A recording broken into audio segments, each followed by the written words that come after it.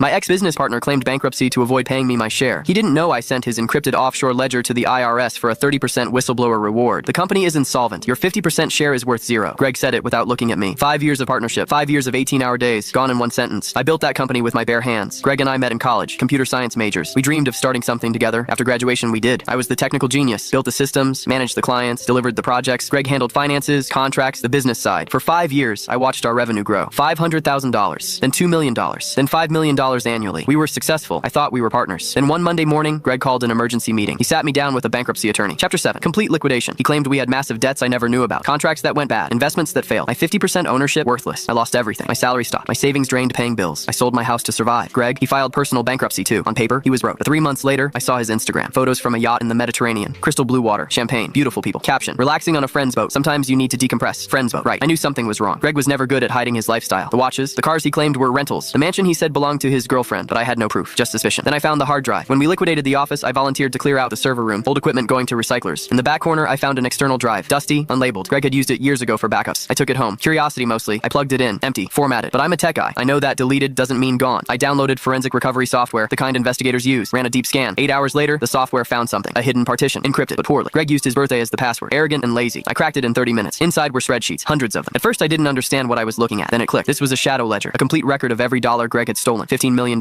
Funneled over 3 years into shell companies in the Cayman Islands and Belize. He hadn't lost the money. He had hidden it from me, from the IRS, from everyone. The bankruptcy was fake, a performance. He liquidated our company to cover his tracks while his stolen fortune sat safely offshore. My first instinct was to sue him. Then I stopped. A lawsuit would take years. He'd hire expensive lawyers, delay, appeal. And the moment he got served, he'd move the money somewhere I'd never find it. I needed a different weapon. I researched for weeks. Then I found it. IRS Form 211. Application for award for original information. The IRS whistleblower program. If you provide specific, credible evidence of major tax fraud exceeding $2 million and the IRS recovers money because of your information, you're entitled to 15 to 30% of the total collected. Greg hadn't just stolen from me. He'd stolen from the federal government by hiding taxable income offshore. That made him the IRS's problem now. I compiled everything. The shadow ledger, the shell company records, bank routing numbers, transaction dates, a complete roadmap of his fraud. I submitted Form 211 with 200 pages of documentation. Then I waited 6 months of silence. I watched Greg get more arrogant, more posts from exotic locations, a new sports car, a penthouse he claimed was borrowed. I said nothing, did nothing, just watched. Then came that Tuesday morning. I was drinking coffee when the news alert popped up. Local businessman arrested in federal tax fraud investigation. There was Greg, hands cuffed behind his back. Federal agents escorting him from his bankrupt mansion. They seized everything, the offshore accounts, the shell companies, the yacht, the cars, the hidden real estate. $12 million recovered in back taxes and penalties. Greg was charged with tax evasion and wire fraud. He's facing 10 years federal prison. Yesterday, a letter arrived from the U.S. Treasury Department. I opened it slowly. Inside was a check, $3,600,000. My 30% whistleblower award. I stared at that number for a long time. Greg stole my company, my livelihood. Click the link on the homepage to watch the full follow-up for free.